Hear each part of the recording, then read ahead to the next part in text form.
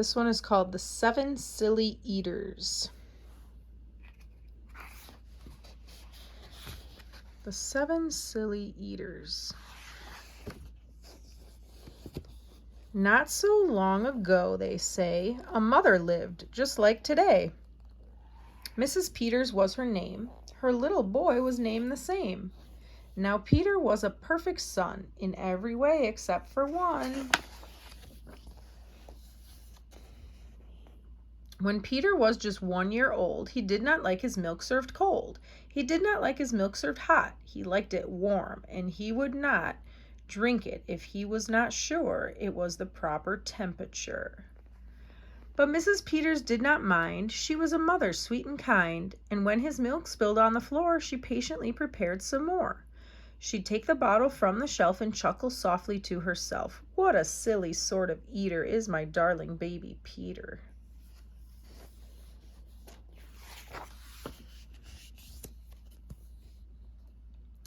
When Peter had not yet turned 2, another baby, sweet and new, was born. Dear Lucy, small and fair, with big blue eyes and curly hair. But long before this child was grown, she had opinions of her own, of what she'd eat and what she'd not. She hated milk, both cold and hot. Remember, she's pregnant? Oh, yeah.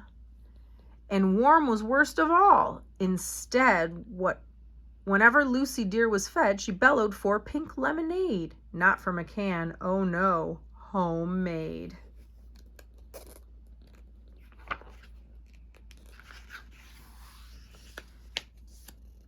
But Mrs. Peters did not mind. She squeezed each lemon to its rind, while mopping milk up from the floor and patiently preparing more. She'd take the lemons from the shelf and giggle softly to herself. What a silly pair of eaters are Lucy dear and Peter Peters.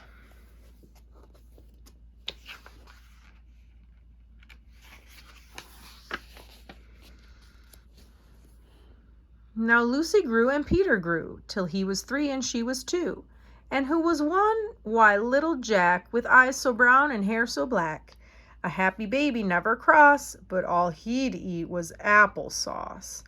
Peeling apples by the pound, Mrs. Peters faintly frowned. She'd take the apples from the shelf and murmur weakly to herself, what a silly bunch of eaters are Lucy, Jack, and Peter Peters.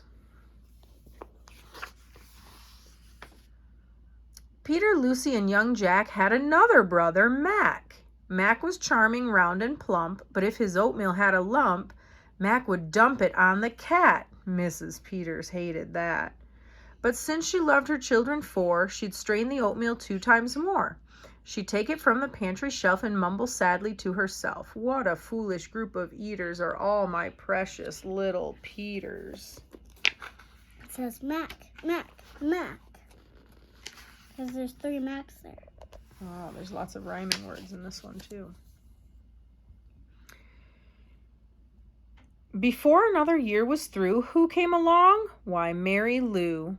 She was a darling, sweet and bright, and had a healthy appetite. That is, as long as she was fed soft and squishy homemade bread.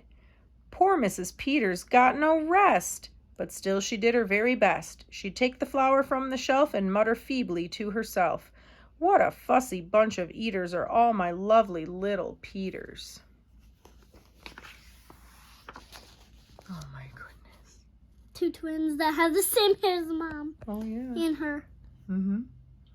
A year rolled by, the children grew. They really are a splendid crew, sighed Mrs. Peters, pinning pins and diapering her brand new twins. Little sisters, quick and smart, impossible to tell apart. But Flo liked poached eggs, Fran liked fried, and if she mixed them up, they cried. Tired to the very bone, Mrs. Peters groaned a groan. She'd take the eggs down from the shelf and whisper weakly to herself, what persnickety young eaters are all my 7 little Peters.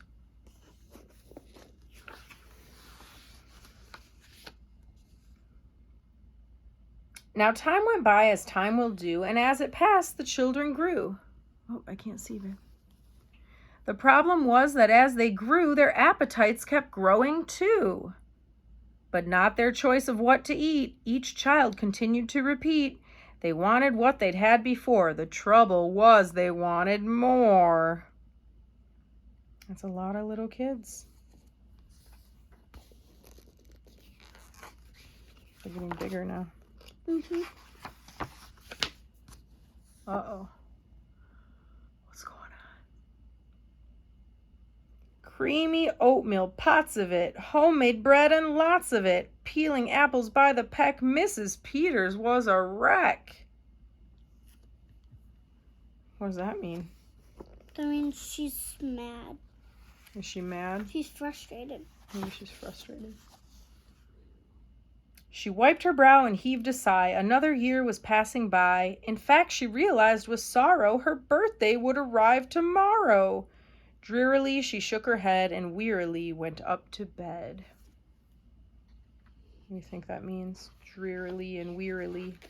It means she's so tired. Yep.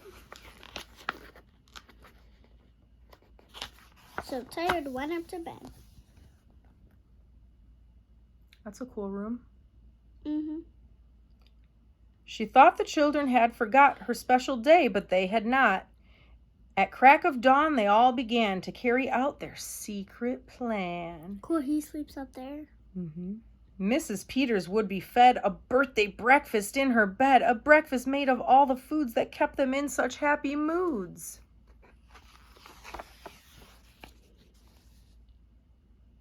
So while their weary mother slept, down the stairs the children crept, and from the cupboards and the shelves happily they helped themselves.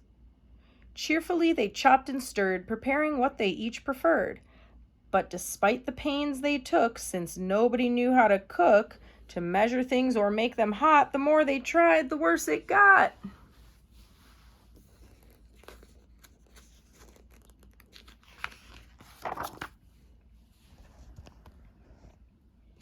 Uh-oh. For first, Mac's oatmeal turned out lumpy, which made poor Mac turn grim and grumpy. In fact, the lumps got him so cross he dumped them in Jack's applesauce. This bothered Jack so much he threw it in the dough of Mary Lou, who tossed the mishmash that made straight into Lucy's lemonade. And that put her in such a huff she poured the icky sticky stuff into the double frying pan that held the eggs of Flo and Fran, who flung the hodgepodge on the spot into the milk in Peter's pot. This is a disaster. Mm-hmm. But when they saw what they had done, they wished they never had begun. They'd hardly slept a wink that night, and still things hadn't turned out right. And even though they'd tried their best, it hadn't worked. They were depressed. They'd be in trouble, too, unless they found some place to hide the mess. The oven seemed the perfect spot. They all forgot it still was hot.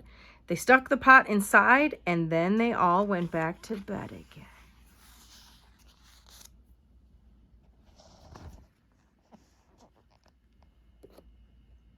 Oh my goodness. The clock struck 6, but on they slept. Meanwhile, their mother softly stepped down to the kitchen, smelled a smell. What could it be? She could not tell. It smelled so good, she sniffed some more and opened up the oven door. She woke the children with her cries. They all came running in surprise. And in the kitchen, what they found was Mrs. Peters dancing round. And in the oven, no mistake, a pink and plump and perfect cake. Oh my goodness. And as their mother danced with glee, she cried, "A birthday cake for me? A birthday cake still piping hot? To think I thought that you forgot. Now tell me, please, how did you make this pink and plump and perfect cake? So high and light and smooth as silk?" "It's smooth as silk from all my milk," said Peter. "Lucy said it's pink from all my lemonade, I think." "And from my apples," added Jack. "My oatmeal made it soft," said Mac. "My bread dough, too," said Mary Lou. Said Fran and Flo, and for its size, it was our eggs that made it rise. Then everybody sniffed some more and danced around the kitchen floor. They put the cake upon a dish and lit the candles. "Make a wish," the children cried, "before you blow." And Mrs. Peters did just so. And what is more, her wish came true, as birthday wishes always do.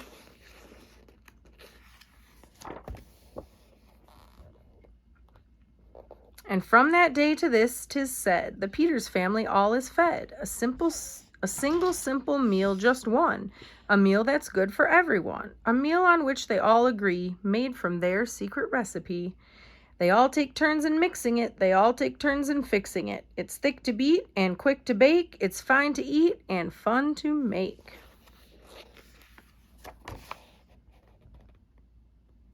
It's Mrs. Peters' birthday cake. Every day they have it. I guess so. Sounds delicious. Can I look at their family here?